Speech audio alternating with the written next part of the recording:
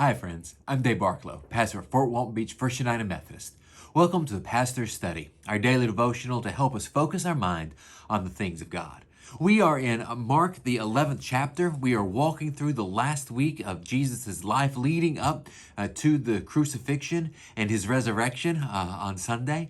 And we're looking at what he does, what he says, how he teaches, because these are all very important things.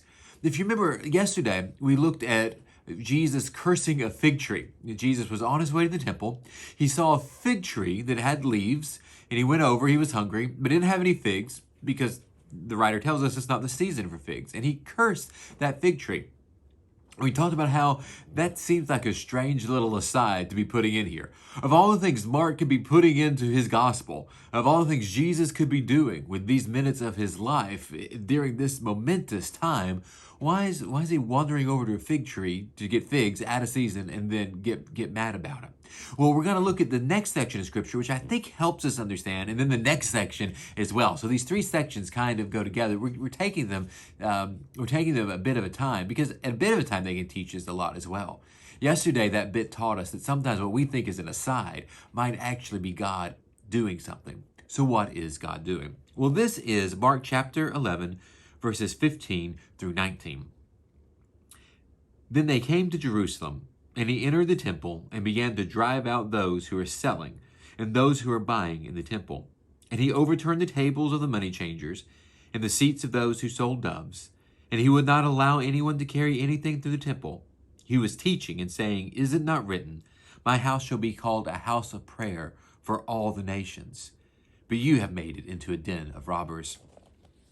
And when the chief priests and the scribes heard it, they kept looking for a way to kill him, for they were afraid of him, because the whole crowd was spellbound by his teaching.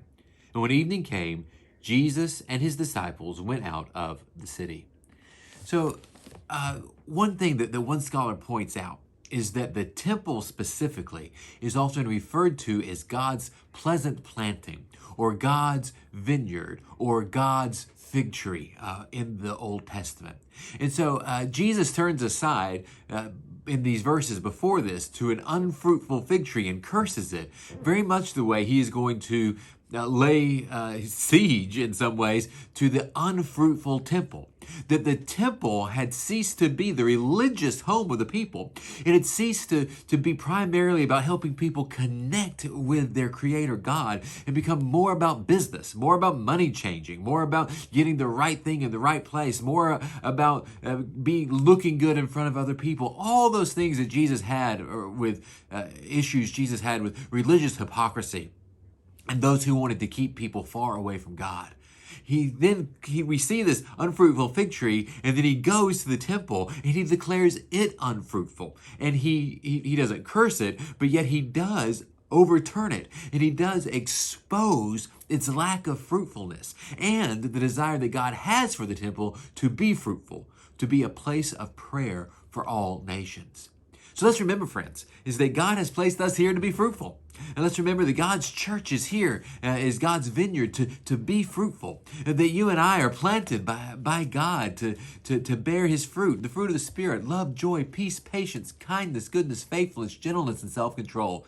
And let us make sure that we are never doing anything to hinder anyone from hearing the good news, from accepting the good news of Jesus Christ.